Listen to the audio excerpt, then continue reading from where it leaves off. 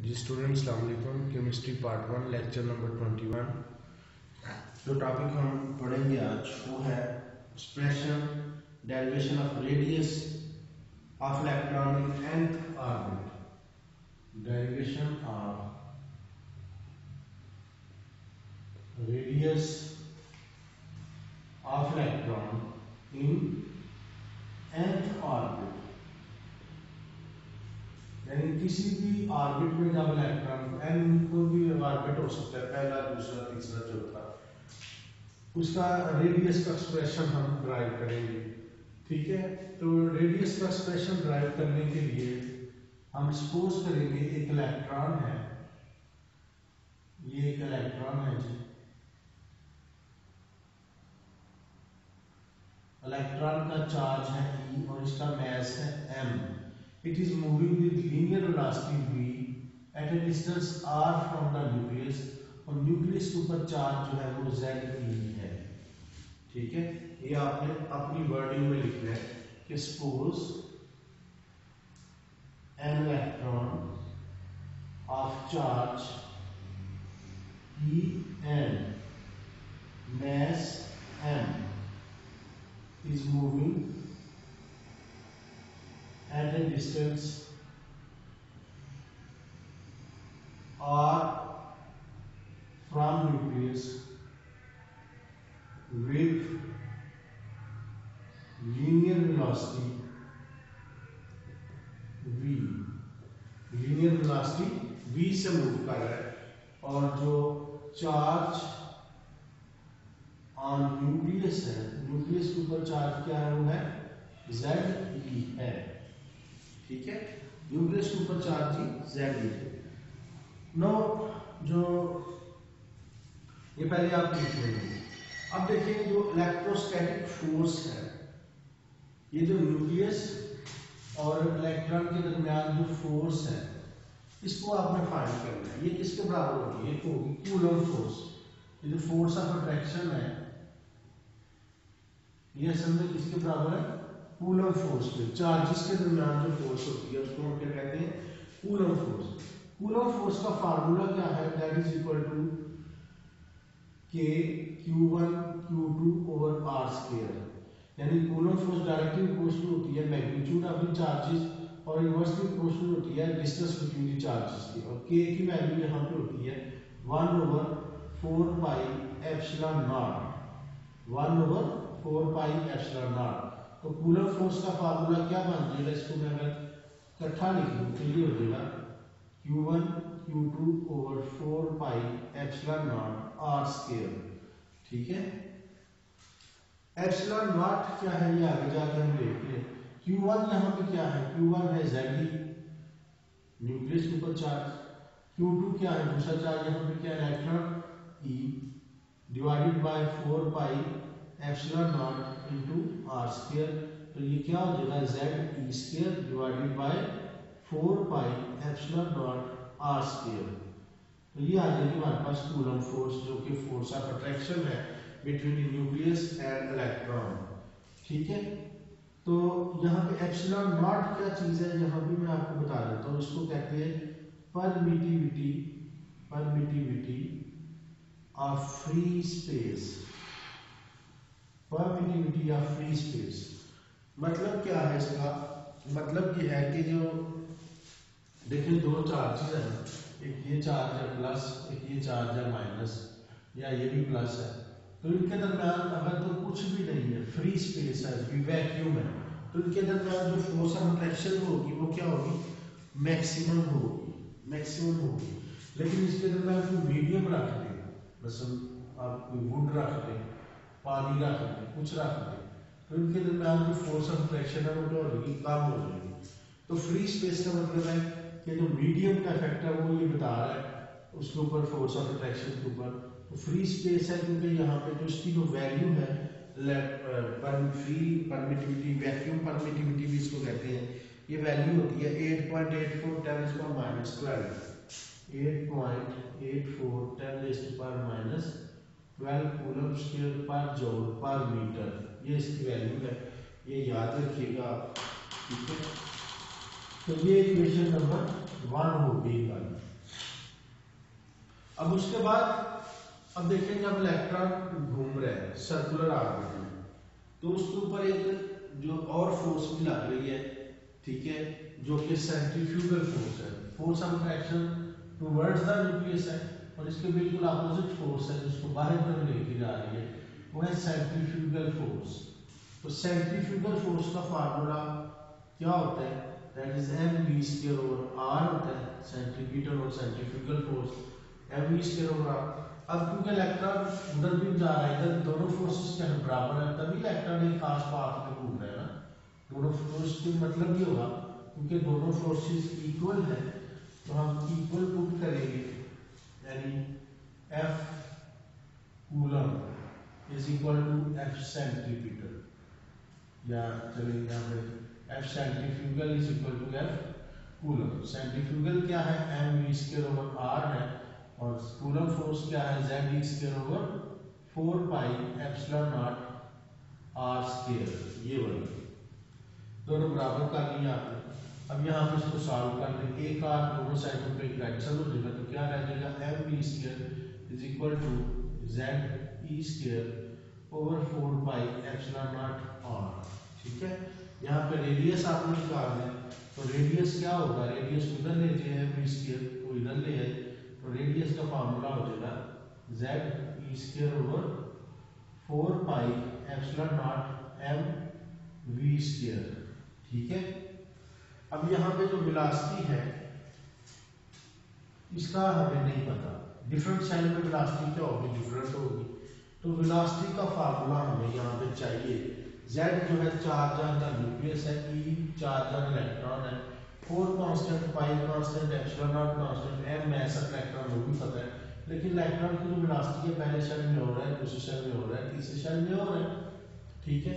तो वेलोसिटी का फार्मूला हमें लेना पड़ेगा बोहर के फोर्थ पोस्टुलेट से। तो बोहर्स का जो फोर्थ पोस्टुलेट था वो क्या था, एंगुलर मोमेंटम वाला, mvr is equal to nh over 2 pi. यहाँ से वेलोसिटी किसकी इक्वल हो जाएगी, ठीक है, यहाँ से v किसकी इक्वल हो जाएगी, nh ओवर 2 पाई mr। अब यहाँ पे वेलोसिटी का क्या है, स्क्वायर है, तो इसका भी स्क्वायर लेते हैं, वेलोसिटी का स्क्वायर क्या हो जाएगा, m² h² और 2 का स्क्वायर 4 पाई² m² r²। ये वेलोसिटी का स्क्वायर हमने यहाँ पे ले लिया है। Now putting the value of v² in this equation number 2, इसको हम 2 कह लेते हैं। इक्वेशन 2 में putting value of v² in equation 2, v² की अब आपने स्क्वायर लेना, हम स्क्वायर ले चुके हैं, स्क्वायर की वैल्यू इक्वेशन नंबर 2 में पुट करें तो हमारे पास क्या इक्वेशन आ जाएगी, देखिए जी, रेडियस इक्वेशन 2 लिखे दोबारा, z² 4 pi epsilon not mv², z² 4 pi epsilon not mv², v की जगह ये लिखेंगे n² h² 4 पाई² m² r²। मैं यहीं पे लिख देता हूँ n² h² over 4 पाई² m² r²। इसको हल कर ले, इसको ऊपर ले ले, तो r किसकी इक्वल हो जाएगा, z² multiplied by 4 पाई² m² r² divided by 4 pi epsilon not m into m² h²। अब जो चीजें इसमें कैंसिल होती हैं उनको कैंसिल करें, एक 4 कैंसिल होता है, एक पाई कैंसिल होता है, एक m कैंसिल होता है, ठीक है, और कुछ भी नहीं। ये रेडियस इस साइड पे ये भी कैंसिल होता है, तो यहाँ पे लगेगा 1 is equal to z e² into pi m r, और यहाँ पे क्या लेगा एप्सिलॉन नॉट m² h²। तो यहाँ से r की वैल्यू निकालनी, क्रॉस मल्टीप्लाई करेंगे, इसको इधर ले आएंगे, इसको नीचे ले आएंगे, तो r की वैल्यू यहाँ से किसके इक्वल आ जाएगी, ये आ जाएगी जी epsilon naught h² n² divided by z e² pi m। ये हमारे पास आ जाएगा radius of electron nth orbit. किसी भी ऑर्बिट में जो इलेक्ट्रॉन है उसका रेडियस होगा epsilon not m square h square over z e square pi m. अब जो है ना हमारे पास जो, क्योंकि हम पढ़ रहे हैं हाइड्रोजन एटम, सिंपल एटम के लिए अगर हम लिखें पर हाइड्रोजन एटम का एटॉमिक नंबर क्या होता है, 1 होता है। जब एटॉमिक नंबर 1 होगा तो रेडियस ये 1 आ जाएगा, तो आर किसके इक्वल रिड्यूस होकर फार्मूला हो जाएगा h square n square over e square pi m, क्योंकि जेड की वैल्यू क्या होगी 1। तो हाइड्रोजन एटम के लिए ये एक्सप्रेशन ये आ जाएगा। ये फाइनल हमारे पास फार्मूला आ जाएगा इसका रेडियस ऑफ द इलेक्ट्रॉन का, ठीक है, एन स्क्वायर है। तो अब यहाँ पे n क्या चीज है, n जो है ये नंबर ऑफ शेल है। n क्या है, नंबर ऑफ शेल। कौन सा शेल है, अगर n पहला शेल है तो उसको n की वैल्यू 1 होगी, दूसरे शेल के लिए n की वैल्यू 2, तीसरे शेल के लिए n की वैल्यू 3। तो n की वैल्यू पुट करते जाए रेडियस आपके पास आता जाएगा। और सब बाकी सारी चीजें क्या है, कांस्टेंट है। आप लोग देखिए अगर तो एप्सिलॉन नॉट क्या है, रेडियस का फार्मूला यहाँ पे दोबारा लिख लेते हैं। ये आ जाता है epsilon not a square n square divided by e square pi m. M के अलावा ये सारी चीजें कांस्टेंट हैं। कैसे कांस्टेंट है, एप्सिलॉन नॉट परमिटिविटी या फ्री स्पेसेस की वैल्यू होती है 8.82 10⁻12 कूलम स्क्वायर पर जूल पर मीटर। एज की वैल्यू आपने अभी पढ़ी है 6.626 10⁻34 जूल इनटू सेकंड्स है। ई चार्ज ऑफ इलेक्ट्रॉन भी आपने पढ़ा है, ये है 1.6 10⁻19 coulomb. Mass of electron m की वैल्यू है 9.1 10⁻31 किलोग्राम पढ़ी है आपने, कांस्टेंट है। पाई की वैल्यू भी आपको पता है 3.14, यानी ये सारे फैक्टर क्या होगी, कांस्टेंट। तो इन सब कांस्टेंट को जब आप इनकी वैल्यू फाइंड करेंगे और इसमें पुट करेंगे, इस इक्वेशन को सॉल्व करेंगे, तो ये एक कांस्टेंट वैल्यू आएगी। और ये वैल्यू कितनी होगी, ये वैल्यू होगी 0.529 10⁻10। यानी ये एप्सिलॉन नॉट को पुट करें, h पुट करें, स्क्वायर लें, इसको डिवाइड करें इससे, तो इसको हल करने के बाद ये हमारे पास आंसर क्या आ गया, radius of electron in nth orbit. इस सारे फैक्टर की वैल्यू आ जाएगी 0.529 10⁻10 0.529 10⁻10 मल्टीप्लाइड बाय n स्क्वायर। ये रेडियस का एक्सप्रेशन आ जाएगा, लेकिन ये किस में होगा, ये होगा कि मीटर में, ठीक है। रेडियस का यूनिट आएगी मीटर। अब 10⁻10 जो है ये 1 angstrom is equal to 10⁻10 metre. तो इसको एंगस्ट्रॉम में लेके जाना चाहे तो radius of electron in nth orbit किसके इक्वल हो जाएगा 0.529 और इनटू n स्क्वायर। ये रेडियस आएगा इसमें एंगस्ट्रॉम, ठीक है। एंगस्ट्रॉम में हमारे पास रेडियस आ जाएगा 0.529 मल्टीप्लाइड बाय n स्क्वायर, ठीक है। अब ये जो इक्वेशन है ना, इसमें अगर हम वैल्यूज पुट करें, बस पहले शेल का रेडियस मैं निकालना चाहता हूँ, r1 होगा, ये किसके इक्वल हो जाएगा 0.529 और पहला शेल है तो n की वैल्यू क्या होगी 1 का स्क्वायर 1 ही होगा, तो ये आ जाएगा 0.529 एंगस्ट्रॉम आ जाएगा, ठीक है। दूसरे शेल का रेडियस n की वैल्यू 1 है, सेकंड शेल के लिए n की वैल्यू 2, तो r2 किसके इक्वल हो जाएगा 0.529 इनटू 2 का स्क्वायर 4 को इसको मल्टीप्लाई करें तो ये आंसर आएगा 2.11 एंगस्ट्रॉम।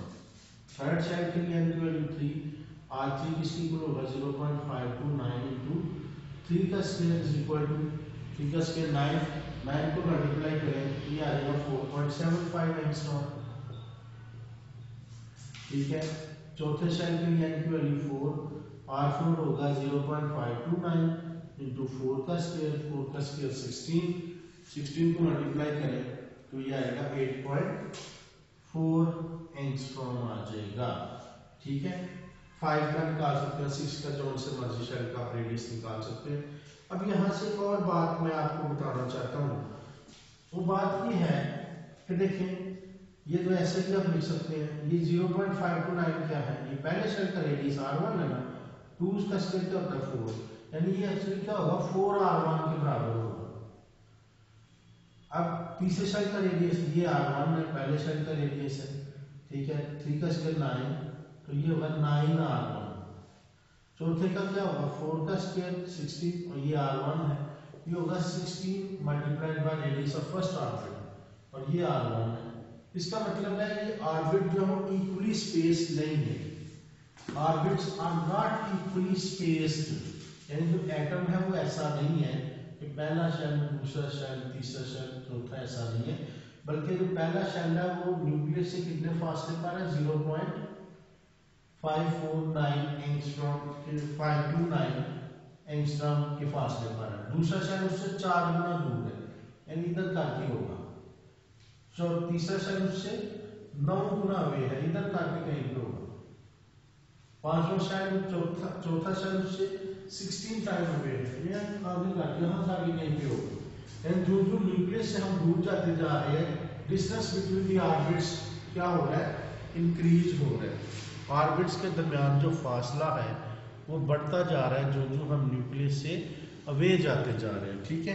तो ये इसमें अहम कंक्लूजन था, ठीक है जी। इसको आप करें, बार बार लिख के करें, अहम क्वेश्चन है ये, अक्सर लॉन्ग क्वेश्चन में आगे आया हुआ है, ठीक है। तो नेक्स्ट हम 22 लेक्चर में इंशाल्लाह next energy of electron discuss करेंगे। अल्लाह हाफिज़।